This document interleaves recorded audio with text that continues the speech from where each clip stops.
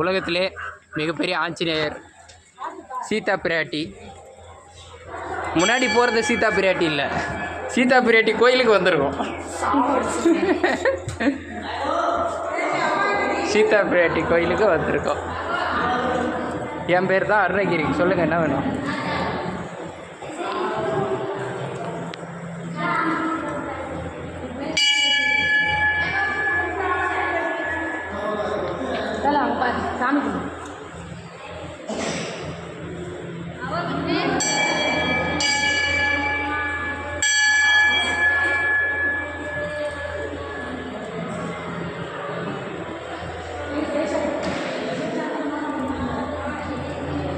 சீதாவுடைய